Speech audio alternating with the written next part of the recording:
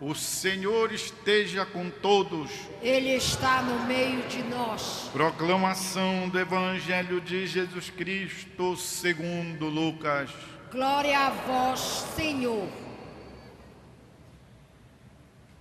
Naquele tempo, Jesus acrescentou uma parábola, porque estava perto de Jerusalém e eles pensavam que o reino de Deus ia chegar logo.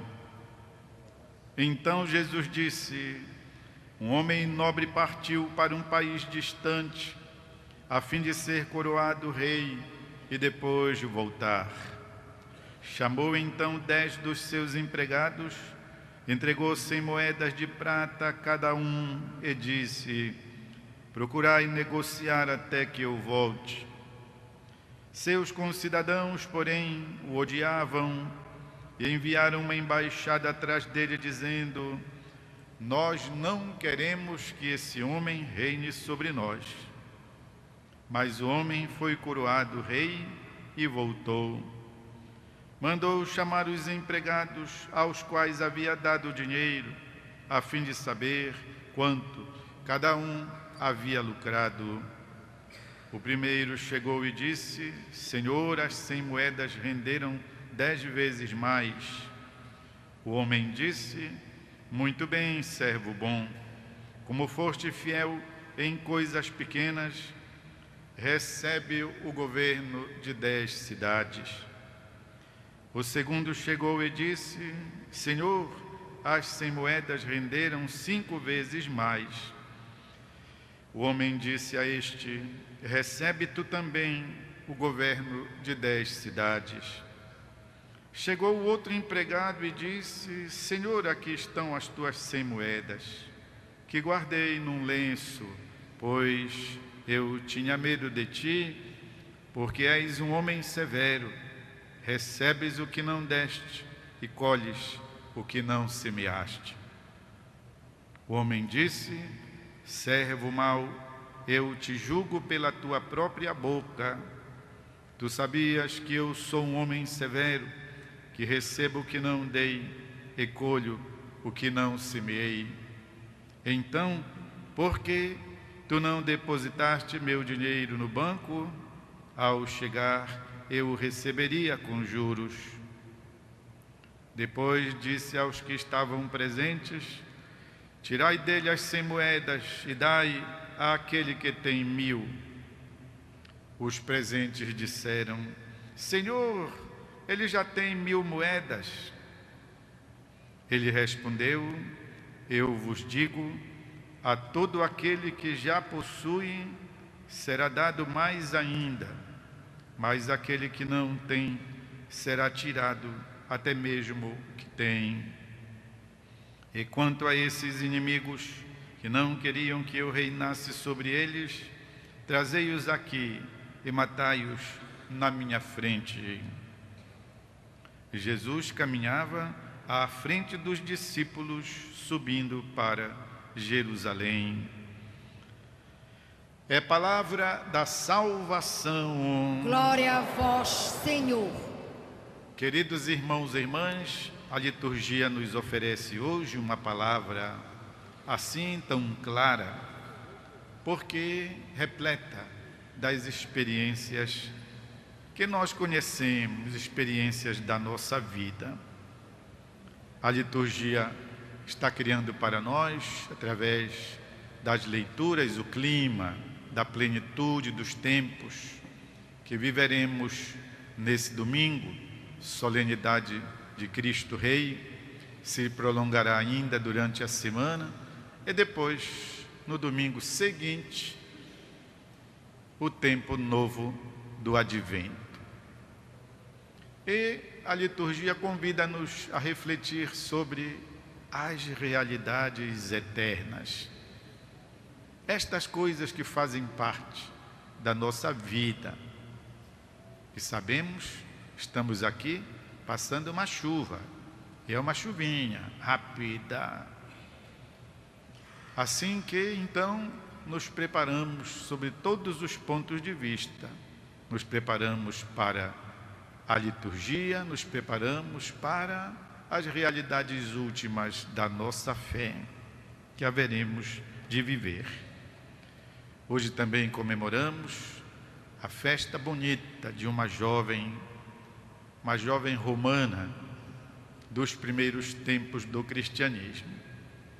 E juntando a palavra com o testemunho de Santa Cecília, nós nos revigoramos na fé. Cecília foi uma jovem cristã que nasceu por volta do ano 150. Se tirarmos, pois, os 30 que Jesus viveu, ela então nasceu 120 anos depois de Jesus. Estamos bem perto da origem da nossa fé. Roma foi evangelizada primeiramente por leigos, depois pela chegada do apóstolo São Paulo e depois pela chegada do apóstolo São Pedro. Formação dos próprios apóstolos do Senhor. Tempos difíceis, os cristãos eram minoria, tudo estava no início, tempo das perseguições, tempos em que acolher o Cristo seria, em poucas palavras, acolher a morte. E Cecília foi educada na fé exatamente neste clima de fortaleza, do essencial, do Evangelho, do testemunho dos santos apóstolos Pedro e Paulo e de tantos outros mártires cristãos. De modo que então a decisão, a vida de Cecília era alguma coisa arraigada, pois, na força do testemunho ao ponto do martírio. E esta jovem, tendo conhecido Jesus desde menina, apaixonou-se por ele. E de modo que então o seu espírito pediu-lhe que se consagrasse a Jesus. Aqui está Jesus, a minha vida, a minha mocidade, a minha virgindade. E depois, na idade de casar, apareceu então um pretendente, um jovem pagão romano, ele também chamava-se Valeriano. E o Valeriano então, propondo o casamento para Cecília, ela o entreteve discursando sobre a sua verdade, sobre o seu coração, sobre a sua paixão pelo Senhor, sobre o seu desejo de não empatar-se com um casamento humano, mas de pertencer logo e totalmente ao próprio Senhor. Olhem, meus irmãos e irmãs, este colóquio de Cecília com o seu pretendente foi tão eloquente, tão espiritual, tão ungido pela força dos primeiros cristãos, que o Valeriano entendeu a sua exposição e não só, mas também aceitou o batismo, ser batizado. E depois, conversando com seu irmão, Valeriano conversando com Tibúrcio Tibum também na fé, de modo que, por isto, Cecília cantou a primeira vez os louvores de Deus, manifestado nela, manifestado no Valeriano e manifestado no Tibúrcio. Como era o canto, eu não sei, mas as palavras diziam assim: eu te conservo, eu te consagro, Senhor, meu corpo e a minha alma. Não deixes que eu seja confundida. Poderíamos experimentar, cadê o ministério? Tentar, pois, uma melodia para a oração de Sicília. Agradeço-te, Senhor, porque fizestes maravilhas no meu corpo, na minha alma. Não deixas que eu me confunda, que eu perca a razão, que eu vire minha cabeça, alguma coisa assim, que eu não me confunda. E estes dois jovens pertenciam a uma família patrícia e possuíam, portanto, rendas, uma certa posse, de modo que, tornando-se cristãos, o prefeito de Roma foi em cima deles, porque, já que professavam agora esta fé, deviam renunciar aos seus bens.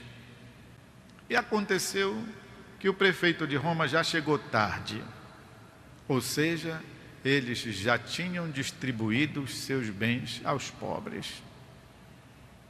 E por conta disso, o prefeito mandou matá-los. E foram em cima da Sicília, porque não fosse verdade, talvez isso, e ela então soubesse onde estava o tesouro dos irmãos Valeriano e o Tibúrcio. Meus irmãos e irmãs, esta jovem, como soube conversar com o seu pretendente, com o irmão dele, soube também conversar com os algozes, os que foram para puni-la, para matá-la, e não conseguiram fazer acontecer o martírio, porque a estes também Sicília catequizou-os e os levou ao batismo. E a história não termina aí. Foi então providenciada a decapitação da Sicília. E foi alguma coisa tão extraordinária que a sua cabeça, de fato, não descolou logo do seu pescoço, de modo que, e aí vem o segundo sentido, Sicília, patrona do canto sagrado, mesmo com a cabeça meio atorada, o pescoço meio atorado, Sicília ainda assim, por 3 dias, deu catequese a quantos se aproximavam, até que por fim veio a morrer. Devia ser por volta do ano 180, de modo que então Sicília terá vivido por cerca de 30 anos. Tudo isso nos mostra então, meus irmãos e irmãs, a força da fé, uma fé sólida, uma fé aprendida quase diretamente do Cristo, Cristo e os apóstolos. Sicília aprendeu a fé dos apóstolos. E por isso, desde então, tornou-se conhecida como sendo aquela que promove, patrocina, protege, abençoa, intercede por aqueles que se dedicam ao canto e à música sagradas em nossa igreja. Esse testemunho, pois, nos mostra então o acontecimento do Evangelho na vida desta jovem romana. Assim que, então, ela soube desenvolver muito bem os talentos que Deus lhe concedeu. Nos faz espécie que aqui, no trecho da parábola, compareça um daqueles a quem o Senhor confiou os dons, comparece um cara de pau. Senhor, tu me deste, eu sabia que tu és um homem severo, recebes onde não distribuíste, colhes onde não semeaste. Eu peguei então, com medo, e enterrei o talento. O Senhor não gosta disso, não gostou. E por isso a sentença: servo mau, eu te julgo pelas tuas próprias palavras. Tu sabias, então deverias ter feito prosperar, multiplicar o talento que te dera. E depois o esvazia ainda mais. Tirai dele.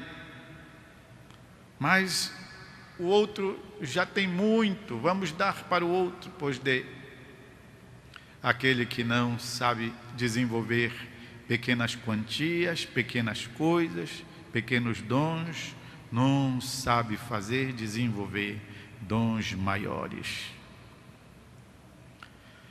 O melhor dom, meus irmãos e irmãs, ouvi alguém dizendo, os melhores dons são aqueles que são dados para você. Não fique com inveja, não fique cobiçando, não fique olhando para os outros. Acolhe os teus, faz prosperar os teus. Diríamos, acontenta-te com os teus, mas faze-os progredir. Talvez, como diz Jesus, se não és capaz de fazer crescer o pouco, quem te dará mais? Quem te confiará o verdadeiro bem? Pergunta Jesus noutra parábola. Portanto, meus irmãos e irmãs, a jovem idade não é um defeito, não é uma deficiência. A jovem idade não é uma fraqueza. Ao contrário, bem ouvimos a primeira leitura tirada do livro dos Macabeus, onde então o jovem, o filho mais novo da mamãe Macabeu, diz: não tenho medo, pois do martírio. E o testemunho de Cecília: Senhor, protege a minha alma e o meu corpo, que eu não perca a minha razão. Vamos, meus irmãos e irmãs, crianças, jovens, maduros, vamos meditar um instante, pois em nosso coração.